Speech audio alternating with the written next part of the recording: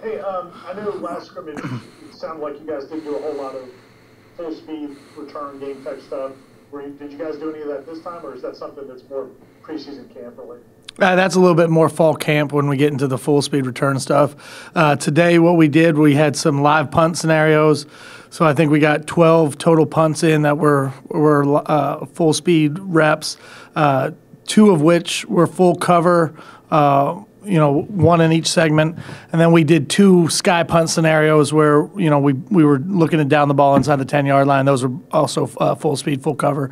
That was one focus. And the other focus, we did what we call combat zone compete, which simulates kickoff return versus kickoff cover, but in a shorter area or shorter space. So not the coverage of the whole field, but a short area drill work to simulate the blocking and then getting off blocks from a kickoff cover standpoint.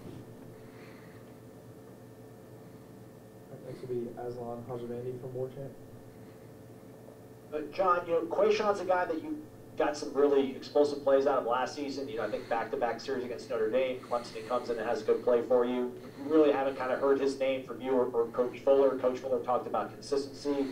I know if you knew the answer, you could just write a book and retire, but how do you let these kids, how do they develop consistency?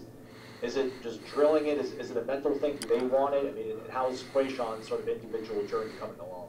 Look, we've seen it, and you referenced it, and we've seen it on a day-to-day basis. That Quayshawn is a talented player. He has a lot of tools that would allow him to be a very good player in this defense. When we talk about consistency, what we're looking for is not just the mental part of the game, but the approach to how you come out every single day to practice. Football is a practice-driven sport, different than a lot of other sports, obviously, that are out there, baseball or basketball, where you have a lot of different games. A lot of the evaluation that we get is off of what it looks like from Monday to Friday leading up to a game. And, I think for him to take the next step, which I've seen some positive steps in the right direction, is just that day in and day out consistency.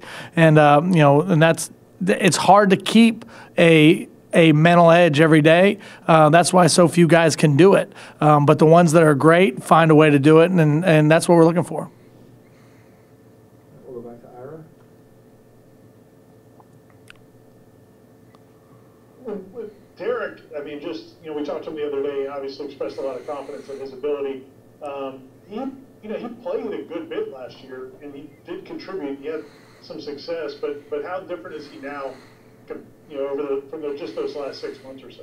Well, Derek's made a lot of progress as a player, and I think he kind of put some of his confidence on display a little bit with you guys the other day. But I also think that's what gives him a little bit of an edge, because he does believe in himself and his abilities. And the thing that I appreciate about him and why I think he's gotten so much better over the course of the time that we've been here is because he does come out and work every day.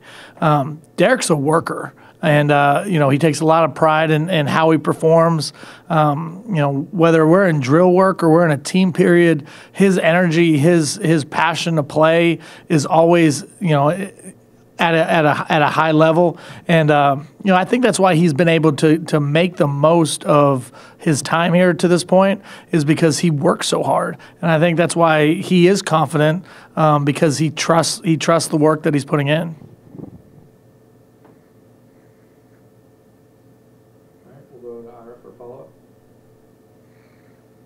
Actually, I want to go back to those drills you were talking about, where the coverage unit and the return unit.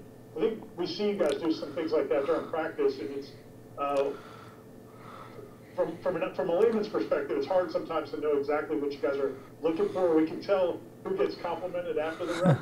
How much of it is technique and how much of it is effort? Like, what are you guys looking for in those both. I mean, to answer your question, we want to see guys that get put in a one-on-one competitive situation, that are willing to compete. So the effort obviously is a huge part of it. But to me, if both guys are giving great effort, then it does come down to the technique part of it. And that's what we're trying to build through those drills, is a confidence and an understanding of the techniques that allow you to be successful on special teams. So, for example, the one that we did today, to get more specific, when we talk combat zone compete, we're talking about that point in time in the kickoff coverage where you don't have space to run around blocks anymore. You know, you're closing in on the returner. Now it's about two-gapping the blocker and getting off blocks. But from a blocking perspective, it's about trying to create space for the returner. So it's a little bit more of a physical nature, but that's why we close the distance off to try to not have those high-impact collisions in a practice setting. You know, it's an important part of our fundamental progression. Like, you'll see us do those one-on-one drills with kickoff and kickoff return. Some of those we call speed zone compete, which you're trying to avoid the block because you have a lot of time and space between where you are and the kick returner is. And then the combat zone is when you don't have that same time and space and you're trying to two-gap and not create lanes by running around blocks. So we'll focus on different elements of it. Today was a combat zone focus.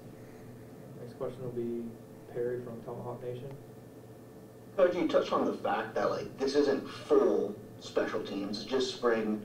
Does that result in a little bit of follow-up in the interview there? Does the competition just naturally erupt from the fact that you don't want to get juked out and embarrassed in front of your entire team? No, I think from a competitive standpoint, it probably ratchets it up some of the juice and emotion because you are in a one-on-one competitive situation where we keep score. So like the next day after every practice, the winners and losers are posted with every rep that we have in these one-on-one competitions.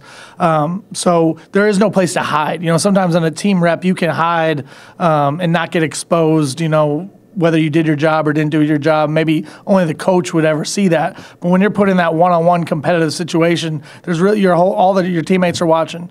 I mean, that's it. And you know, that's one of the reasons we do that is to create that environment of competition between the players, but also to put guys out there in a position where we can see them and make a decision whether they're ready to help us or not yet, based off how they compete in the one-on-ones. Coach, you've got a lot on your plate. I don't think you could fit it all on a business card. You know, ends, kick game, punt game, returns. What's like the one singular thing over your entire domain of responsibility? What's like the one singular thing you're seeing right now that you're like, man, we are much better and improved here than we were last year? Well, that's a great question.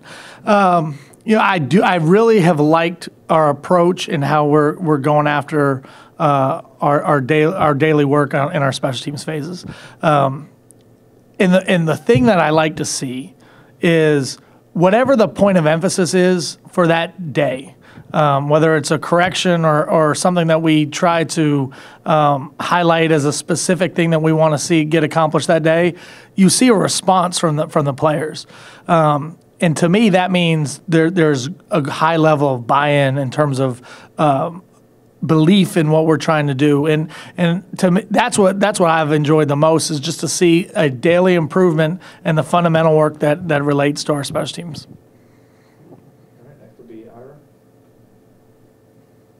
Now that you know, there's still obviously it's only April, their first semester on campus, but now that you've seen these young defensive ends and young defensive linemen, the freshmen that came in, you know, I guess how have you been impressed by them so far? You know, I've really been impressed by the 4 freshmen that came in mid-year.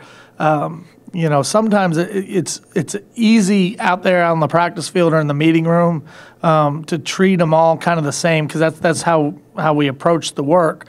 But these guys should be seniors in high school, you know, and for the most part, they don't look out of place in any situation out on the field. And it's probably the furthest ahead as a group I've ever had a group of freshmen defensive linemen come in and compete.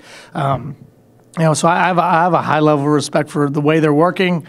It's such a different world for them to transition from high school to college and to come in and work and compete the way they are. I think Daniel Lyons, Bishop, Hester, Dante Anderson, those guys have all done a really, really good job to this point. All right, thank you, Coach. Thank you, guys.